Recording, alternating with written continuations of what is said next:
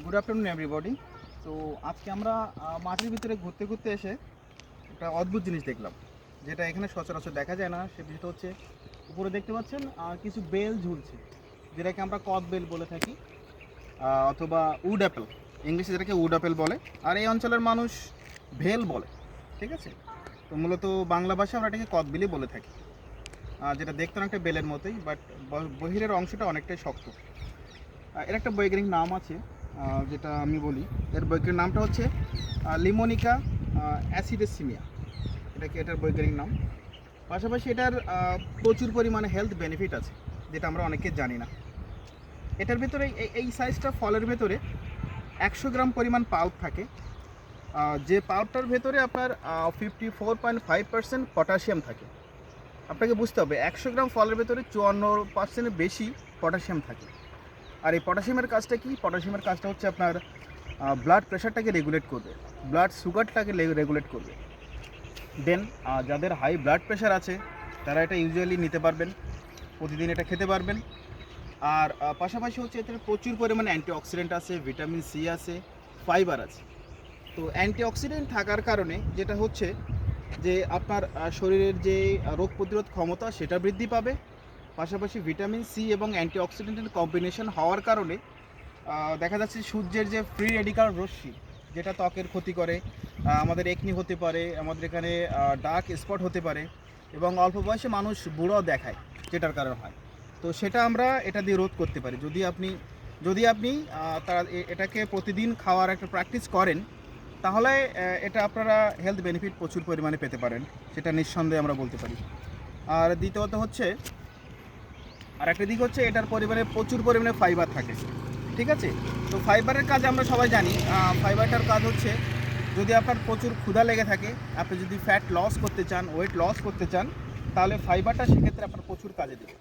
আপনি যদি এটা খান, আপনার ক্ষুধা বন্ধ হয়ে যাবে। প্রচুর পরিমাণে ক্ষুধা বন্ধ হবে সেটা নয়, লিমিটেশন থাকবে। ক্ষুধা কমে গেলে আপনার লস, ওয়েট সব কিছু ঠিক হয়ে যাবে, ঠিক আছে। পাশাপাশি এটা আপনি জুস হিসেবে ব্যবহার করতে পারেন। আমরা যেভাবে ডাবের পানি ইউজ করি, খেয়ে থাকি জুস হিসেবে, ঠিক তেমনি আপনি এটা খেতে পারেন। আর যদি খাওয়া নিয়মের কথা বলে থাকি, তাহলে এটাকে আপনি দিনে 2 বার নিতে পারবেন। কীভাবে নেবেন? যদি রাত্রে খেতে চান, তাহলে রাত্রে ক্ষেত্রে আফটার ডিনার 30 মিনিটস, ডিনারে 30 মিনিটস পরে আপনি এটা খেতে পারবেন। আর সকালবেলা খেতে গেলে আপনি খালি পেটেই খাবেন। তবে এটার সাথে যেটা আমাদের ট্র্যাডিশনাল ইউজ যেটা আছে, যে আমরা লবণ, হলুদ, কাঁচামরিচ মিক্সড করে খেয়ে থাকি, যেটার কারণে এর নিউট্রিশন ভ্যালু অনেক কমে যায়। তো সেটা করা যাবে না, সেটা করলে আপনার উপকারের বদলে অপকারটাই বেশি হবে। তো আশা করব সবাই এই নিয়মটা মেনে চলবেন। আর যাদের হাই ব্লাড প্রেশার এবং যাদের ডায়াবেটিস আছে, তারা ফলটাকে খেতে পারেন। বিকজ এটাতে ব্লাড সুগার যেহেতু রেগুলেট হচ্ছে, ব্লাড প্রেশার রেগুলেট হচ্ছে, হাই প্রেশারও কমবে, পাশাপাশি ডায়াবেটিসও কমে আসবে। তো এটার গুড প্র্যাকটিস সবাই করার চেষ্টা করবে। আর আমার জানা মতো এটা মোর দ্যান 35+ হেলথ বেনিফিট আছে। আজকে শুধু আমরা ব্লাড প্রেশার এবং অ্যান্টিঅক্সিডেন্ট এটা নিয়ে ছোট্ট একটা ইনফরমেশন দিলাম। পরবর্তী ভিডিওগুলো আমরা চেষ্টা করবো এটা ডিটেলস ইনফরমেশন দেওয়ার। আর as a public health specialist, আমার কাছে মনে হয় যে প্রতিদিন অন্তত মানুষের প্রচুর পরিমাণে ফল এবং ভেজিটেবলস খাওয়া উচিত, প্রচুর অ্যান্টিঅক্সিডেন্ট নেওয়া উচিত, ভিটামিন সি নেওয়া উচিত, মিনারেলস নেওয়া উচিত। আমরা অলওয়েজ তো দেখা যাচ্ছে যে প্যাকেজ ফুড খেয়ে অভ্যস্ত, ঠিক আছে। তো আমার দেখা মতে এই অঞ্চলের মানুষ প্রচুর পরিমাণে হাই ব্লাড প্রেশার, ডায়াবেটিসে ভুগছে। কিন্তু এই গাছটা দেখুন, প্রচুর পরিমাণে বেল পাওয়া যায় এটাতে, প্রচুর পরিমাণে। কিন্তু আমি কখনো এই 1-1.5 বছরে আমি কাউকে কখনো বেল পেড়ে খেতে দেখিনি। বেলগুলো নিচে পড়ে নষ্ট হয়ে যাচ্ছে। একটু দেখা দাও, নিচে পড়ে নষ্ট হয়ে যাচ্ছে, কিন্তু কেউ খায় না। তো আজকে সৌভাগ্যবশত ছোটো ভাই প্রত্যয় একটা বেল পেড়ে ফেলেছে।